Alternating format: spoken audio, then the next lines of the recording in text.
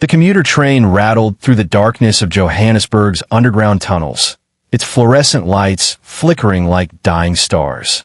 Amara Mwangi pressed herself against the cold window, her fingers clutching a worn canvas bag that held everything she owned: a change of clothes, her late mother's Bible, and exactly 237 rand.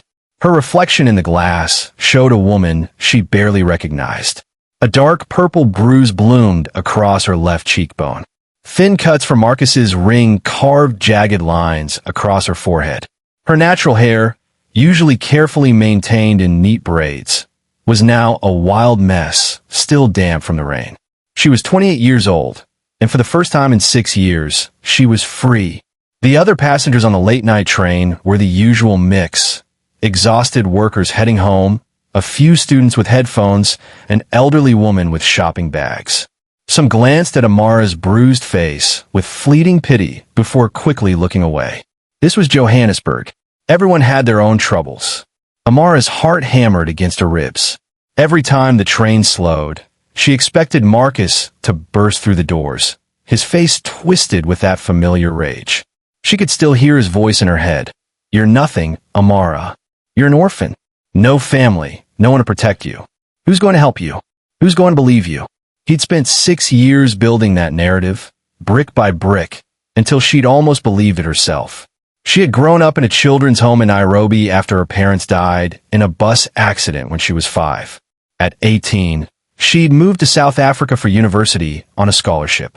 At 22, she'd met Marcus Komu at a church event. He'd seemed kind then, protective. He'd said all the right things about wanting to be her family. The wedding had been small, just a few of Marcus's relatives and friends. No one from Amara's side, because there was no one to invite. The abuse started 3 months after the wedding. First, it was just words. Then it was pushing. Then came the first slap. Then the punches. Then the choking. Then the nights when she'd lie on the bathroom floor, wondering if she'd survive until morning. "You have nobody," Marcus would say after each beating. "No mother to run to. No father to protect you. No siblings to call. I could kill you and no one would even ask where you went. You don't exist to anyone but me." And for 6 years, Amara had believed him. Until tonight. Tonight, when Marcus had come home drunk and started choking her, something inside Amara had snapped. Not broken, snapped awake. She'd grabbed a bottle from the nightstand and smashed it against his head. While he stumbled back in shock, she'd run. She'd run through the rain, through the dark streets of Alexandra Township, until she'd reached the train station. She'd jumped on the first train that arrived, not caring where it was going. Now, sitting in this rattling carriage, Amara realized she had no plan, no destination, just a desperate need to get as far from Marcus as possible. The air in the train suddenly changed. It grew heavy, charged with a different kind of energy. Amara felt the hairs on the back of her neck stand up. She glanced sideways and her breath caught. A man had sat down directly beside her, despite there being empty seats throughout the carriage. He was young, perhaps in his early 30s, with sharp East Asian features and a jawline that could have been carved from stone. He wore an expensive navy suit that looked completely out of place on the late-night commuter train. His white shirt was crisp, and a platinum watch gleamed on his wrist. But it wasn't his clothes that made Amara's pulse quicken. It was the tattoos. Intricate designs snaked up from his collar. She could see hints of dragons and geometric patterns disappearing into his swept-back black hair. His hands, resting calmly on his knees, bore more ink, symbols and characters she didn't recognize. And his eyes, dark, focused, intense. He wasn't looking at his phone like everyone else. He was sitting perfectly still, his posture radiating a controlled power that made the air around him feel dangerous. Amara's survival instinct screamed at her to move, to get up and find another seat. But something kept her frozen. The man didn't look at her directly, but she knew he was aware of her. Every bruise, every cut, every trembling breath. "He's still following you," the man said suddenly. His voice was low, measured, with a slight accent. Korean, Amara thought. It wasn't a question. It was a statement. Amara's throat went dry. I don't know what you're talking about." The man finally turned his head to look at her. His gaze was clinical, assessing. Not unkind, but not warm either. Like he was solving a puzzle. "The man who did that to your face," he said, nodding slightly toward her bruises. "He's following you. 3 cars back. I watched him board at the last stop." Amara felt ice flood her veins. No, he couldn't have. "Men like him always follow," the man interrupted calmly. "They don't accept loss. To accept that you've left would mean accepting that they never owned you in the first place. And his entire existence is built on the lie that he owns you." The train began to slow, approaching the next station. Amara looked out the window, and her blood turned to ice. There, on the platform under the harsh lights, stood Marcus. He was scanning the train windows, his face contorted with rage. He had a fresh bandage on his head where she'd hit him with the bottle. His shirt was stained with blood. "Oh God," Amara whispered. "Oh God, he's there. He's waiting." The tattooed man beside her didn't look surprised. He simply checked his platinum watch as if he had somewhere more important to be. "If you step off this train alone," he said quietly, "you will die tonight. Maybe not immediately. Maybe he'll take you home first. But you will die." Men who are humiliated in front of themselves are the most dangerous. The train doors hissed open. Marcus started moving toward their car, his eyes still scanning. Amara's whole body was shaking. I can't go back to him. I can't." The tattooed man stood in one fluid motion. His tall frame seemed to fill the entire carriage despite the space. "Then don't," he said simply. He extended his hand to her, not grabbing, not demanding. Offering. Amara looked at that hand, the tattoos on his knuckles, the expensive watch, the absolute certainty in his posture. She was choosing between 2 kinds of danger. The monster she knew, and the mystery she didn't. She took his hand. His grip was firm, but not crushing. He pulled at her feet, just as Marcus appeared at the door of their carriage. For a moment, the 3 of them formed a frozen tableau. Marcus in the doorway, his face going from rage to confusion as he saw Amara standing beside the stranger. "Amara." Marcus's voice was sharp. "Get over here. Now." The tattooed man didn't move. He simply stood between Marcus and Amara, one hand casually in his pocket, the other still holding Amara's hand. "Walk away," the man said to Marcus. His voice was conversational, almost bored. Marcus laughed, that harsh, jagged sound Amara knew so well. "Who the hell do you think you are? That's my wife. We're going home. She doesn't look like she wants to go with you. I don't give a damn what she wants. She's my wife. She's an orphan. She has nobody. Nobody is coming for her. Nobody cares about her except me." The tattooed man's expression didn't change, but something shifted in his eyes. Something cold and lethal. "You're mistaken," he said softly. "She's standing beside me. That means she's no longer alone." He took one step forward, still holding Amara's hand, and the sheer presence of him made Marcus step back involuntarily. "And if you take one more step toward her," the man continued in that same soft, deadly voice, "I will ensure you never take another step again." Marcus looked at the tattoos snaking up the man's neck, at the expensive suit, at the absolute lack of fear in his eyes. Amara watched Marcus's face change. She'd never seen him afraid before, but he was afraid now. "This isn't over," Marcus said, but his voice lacked its usual venom. "Yes," the tattoo man said. "It is." Marcus backed away, disappearing into the crowd on the platform. The doors closed. The train began to move again. Amara realized she was still holding the stranger's hand. She pulled away, wrapping her arms around herself. "Why did you help me?" she asked, her voice barely a whisper. The man looked at her with those intense dark eyes. "Because I wanted to see what you'd become when you stopped running." Before we continue, please like and subscribe. Tell us in the comments where you're watching from: Lagos, Nairobi, Cape Town, London. We want to know. Now let's see what happens when an abused woman enters the world of South Africa's most dangerous Korean Mafia boss. The car that picked them up outside the train station was a sleek black Mercedes S-Class. 2 men in dark suits opened the doors, their movements precise, military. Amara sat in the back seat, her canvas bag clutched in her lap, while the tattooed man sat beside her in silence. They drove through Johannesburg's nighttime streets, past Sandton's gleaming towers, through quiet suburbs with high walls and electric fences, until finally they turned into an underground parking garage beneath a glass skyscraper. "Where are we?" Amara asked. "Somewhere safe," the man replied. They took a private elevator that required a fingerprint scan. As it rose, Amara studied the man who had saved her. "I don't even know your name," she said. "Jinho Park," he said. "Most people call me Mr. Park." "Ai Mimare." Amara Mwangi. He nodded as if he already knew.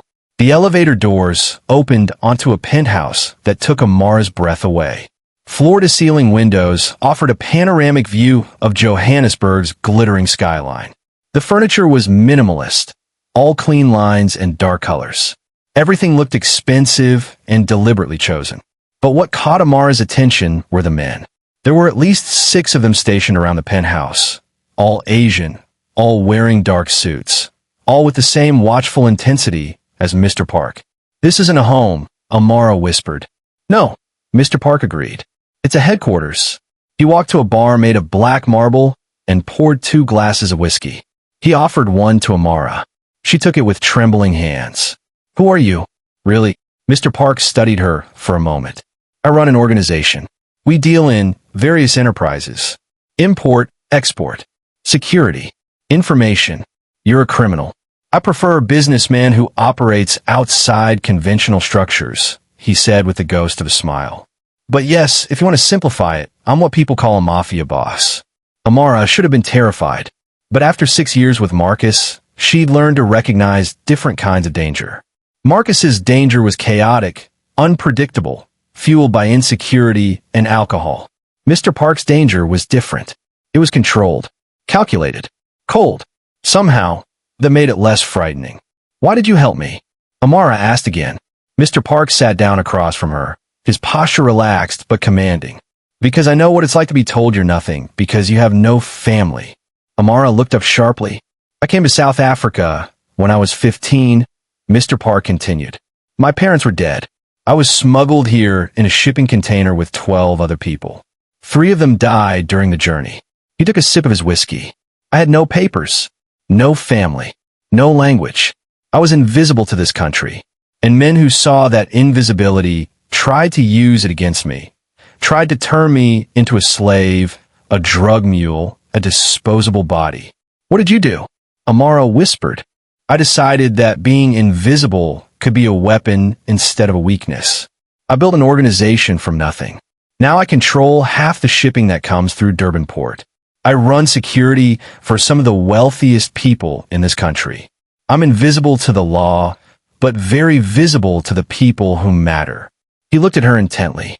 "Your husband used your orphan status as a cage. But it's not a cage, Amara. It's freedom. When you have no one, you own nothing. You can become anyone." Amara felt something shift inside her chest. For 6 years, Marcus had told her that being an orphan made her worthless. But this man, this dangerous, powerful man, was saying the opposite. "I can't pay you for helping me," Amara said. "I have nothing." "I don't want your money," Mr. Park said. "I want to see if you're strong enough to survive what comes next." "What comes next?" Mr. Park's expression hardened. "Your husband won't stop looking for you. Men like him never do. He'll come with police reports claiming you're mentally unstable. He'll come with church elders demanding you return to your Christian duty. He'll come with violence if all else fails." "I can disappear," Amara said desperately. "I can leave Johannesburg, go to Cape Town or Durban, or—" "Running is a temporary solution," Mr. Park interrupted. "To truly be free, you need to become someone he can't touch. Someone he's afraid to touch." He stood and extended his hand again. "I can teach you that, but it won't be easy." Amara looked at his tattooed hand. She thought about going back to running, back to hiding, back to that hollow shell existence where she was always looking over her shoulder, where she could step forward into something new, something dangerous, but something that offered real power. She took his hand. The guest suite was more luxurious than anywhere Amara had ever stayed. Marble bathroom, king-size bed with Egyptian cotton sheets, a walk-in closet already stocked with clothes in her size. She stood in front of the bathroom mirror, finally allowing herself to really look at her injuries. The bruise around her eye had turned a sickly yellow-purple. The cuts on her forehead were scabbed over. Her lip was still swollen. "You have nobody, Amara." Marcus's voice echoed in her memory. But as she stared at her reflection, she thought about what Mr. Park had said. Being alone didn't make her weak. It made her free. For the first time in 6 years, she felt a spark of something that might have been hope. The next morning, she woke to find new clothes laid out for her. Simple but expensive. Black jeans, a white shirt, soft leather shoes. She found Mr. Park in a glass-walled gym overlooking the city. He was moving through what looked like a martial arts form, slow, deliberate, precise. His movements had a deadly grace. He wasn't alone. Several of his men were training with him, practicing strikes and holds. When he saw Amara, he stopped. "Come." Amara approached hesitantly. "Your husband made you afraid of violence," Mr. Park said. "But violence is just a tool. Like anything else, it can be used to destroy or to protect. Today, I'm going to teach you to protect yourself." For the next hour, he didn't teach her complex martial arts. He taught her the basics, how to stand with confidence, how to make eye contact without flinching, how to move through space as if she owned it. "Your husband diminished you," Mr. Park said, correcting her posture. "He made you small. From now on, you take up space. You walk into a room like you belong there." He showed her how to break a wrist grab, how to strike vulnerable points, how to use her body weight as leverage. "I'm not strong enough," Amara protested after being thrown for the 5th time. "Strength isn't about muscle," Mr. Park said. "It's about will. Your husband had more muscle than you, but you still hit him with a bottle and ran. That was will." By the end of the session, Amara was exhausted, but felt something she hadn't felt in years, capable. Over the next weeks, a routine developed. Mornings were training, physical, mental, and tactical. Mr. Park taught her not just how to fight, but how to read people, how to control her emotions, how to project power, even when she felt weak. Afternoons, she worked in his organization. It started with small tasks, organizing files, translating documents. Her Swahili and English were useful, managing schedules. But gradually, she learned more about his empire. The shipping containers, the security contracts, the complex web of legal and illegal enterprises that kept Johannesburg's underground economy running. "You're making me an accomplice," Amara said one evening as they reviewed accounts. "I'm making you indispensable," Mr. Park corrected. "When you're indispensable, you're protected." Amara found herself changing. The hollow shell Marcus had created was filling with something harder, something sharper. She started wearing her hair in a sleek bun. She dressed in tailored clothes that Mr. Park's people provided. She learned to move with confidence, to speak with authority. One evening, she caught her reflection in the penthouse windows and barely recognized herself. The bruises had healed. Her eyes were different, harder, more focused. She looked like she belonged in this world of power and shadows. It was inevitable that Marcus would find her. It happened 6 weeks after that night on the train. Amara was reviewing shipping manifests in Mr. Park's office when one of the security guards burst in. "Sir, we have a situation. There's a man at the building in trance, claiming to be Miss Mwangi's husband. He has a court order demanding she return to him." Amara's blood ran cold. "How did he find me?" Mr. Park's expression didn't change. Men with obsessions are resourceful. He probably hired a private investigator, paid off someone who saw you. He stood calmly. "Would you like me to handle this? Or would you like to do it yourself?" Amara thought about the old Amara, the one who would have hidden, who would have run. But that Amara was gone. "I'll do it," she said. Mr. Park nodded approvingly. "I'll be right beside you." They went down to the lobby together. Marcus was there with 2 police officers and a man in a suit who was clearly a lawyer. When Marcus saw Amara, his face twisted, first with relief, then with rage. "Amara, thank God. These people have been holding you against your will. I've been looking everywhere for you." Amara walked forward slowly, her heels clicking on the marble floor. She'd learned from Mr. Park how to use silence as a weapon. Let Marcus talk. Let him reveal himself. "Sir," one of the police officers said to Mr. Park, "this man says his wife is being held here illegally. We have a court order. You have a piece of paper from a judge who heard only his side of the story. Mr. Park said calmly. My lawyers will have it overturned by this afternoon. Marcus turned to Amara, his voice taking on that pleading tone she knew so well. Baby, please. I know I made mistakes. I know I hurt you. But I've changed. I'm getting help. The pastor said if you just come home, we could work through this together. Amara looked at him, really looked at him, and realized he seemed smaller than she remembered. Or maybe she'd just grown taller. No, she said simply. Marcus's face darkened. Amara, you're my wife. You took vows before God. You can't just abandon your marriage because things got difficult. You nearly killed me, Amara interrupted. Her voice was steady, clear. Multiple times. You choked me. You beat me. You told me every single day that I was worthless because I'm an orphan. She took a step closer, and Marcus actually backed up. But you were wrong, Marcus. Being an orphan doesn't make me weak. It makes me free.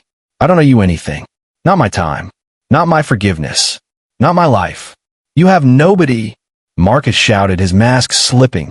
No family. No one to protect you. She has me, Mr. Park said quietly.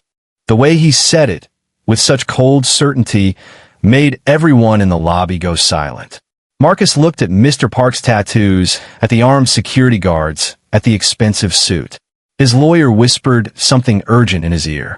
This isn't over, Marcus said, but there was fear in his voice now. Yes, it is, Amara said. If you come near me again, Mr. Park's lawyers will ensure every single assault you committed is documented and prosecuted. You'll lose your job, your reputation, everything. She leaned in close. I have receipts, Marcus. Hospital records I kept hidden. Photos I took. Voice recordings. I was preparing my escape for longer than you knew. Marcus's face went pale. Leave, Mr. Park said. And if you're wise, you'll never speak her name again. The police officers, seeing how the situation was developing, encouraged Marcus to leave. The lawyer was already backing toward the door. As Marcus was escorted out, he turned back one last time. You think you've won? You think living with criminals makes you better than me? Amara smiled, a cold, controlled smile she'd learned from Mr. Park. No, Marcus. Living with criminals makes me safer than living with you. After Marcus left, Amara went back to the penthouse and stood by the floor-to-ceiling windows, looking out at the city that had once terrified her. Mr. Park joined her, 2 glasses of whiskey in hand. You did well, he said. I was terrified, Amara admitted. Fear and courage aren't opposites. Courage is doing what needs to be done despite the fear. They stood in silence for a moment. What happens now? Amara asked. Marcus won't give up completely. He'll find other ways to hurt me. Then we'll be ready, Mr. Park said. I have resources he can't imagine. Lawyers, security, information networks.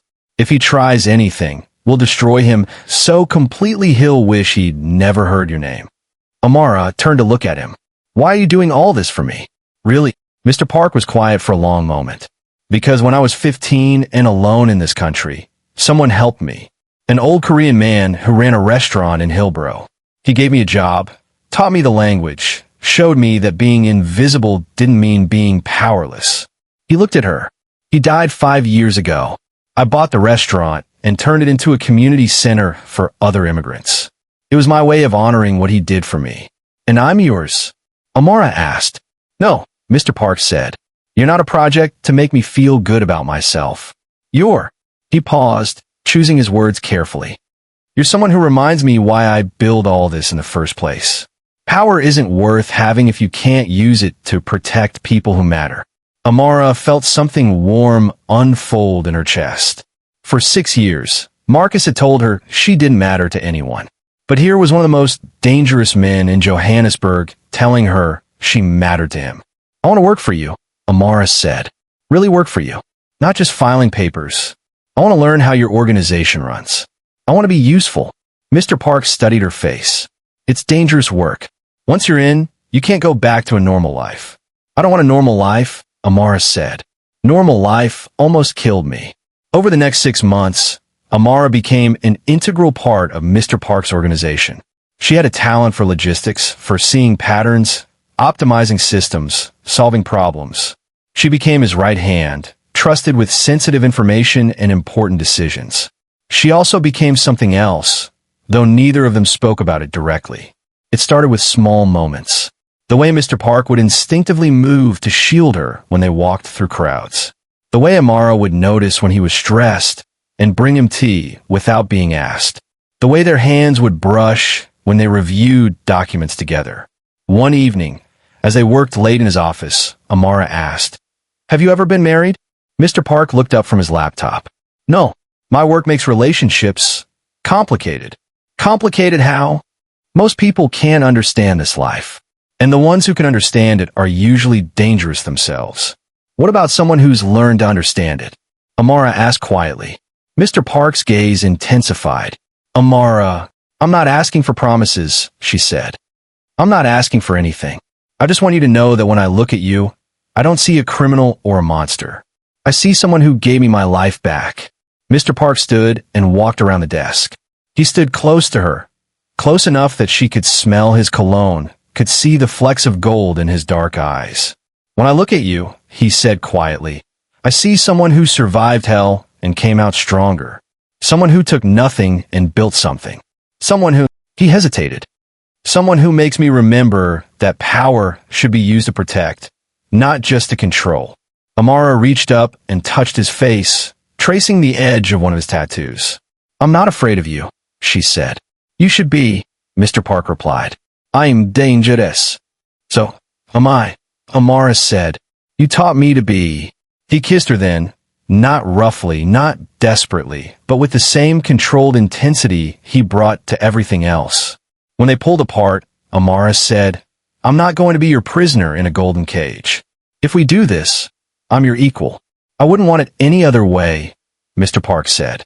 2 years later, Amara stood in the same penthouse, looking out at the same view of Johannesburg's skyline. But everything had changed. She now ran her own division of Mr. Park's organization, focusing on legitimate businesses that could employ immigrants and refugees. She'd turned her pain into purpose, creating opportunities for people who, like her, had been told they were nothing because they had no family. Mr. Park stood beside her, his arm around her waist. There's news, he said. Marcus was arrested yesterday. Domestic violence against his new girlfriend. The police found your old medical records and are adding those charges too. He's looking at serious prison time. Amara felt nothing, not satisfaction, not vindication, just a quiet sense of closure. Good, she said simply. How does it feel? Mr. Park asked. To finally have justice? Amara thought about that. Justice is important, but freedom matters more. I already had my freedom the night I met you on that train. She turned to face him. Do you ever regret helping me? Taking on all the complications I brought into your life? Mr. Park smiled. A real smile, the kind he only showed her. Never. You're the best decision I've ever made. Even better than building a criminal empire? Especially better than that. Amara laughed. We're quite a pair. An orphan from Kenya and a mafia boss from Seoul. Building a life in Johannesburg. Building a kingdom, Mr. Park corrected. And you're not just any orphan. You're the orphan who conquered the dragon. Amara stood on her toes and kissed him. I didn't conquer the dragon. I joined him. As they stood together, overlooking the city they controlled, Amara thought about the woman she'd been 2 years ago. Broken, terrified, convinced she was nothing. That woman was gone.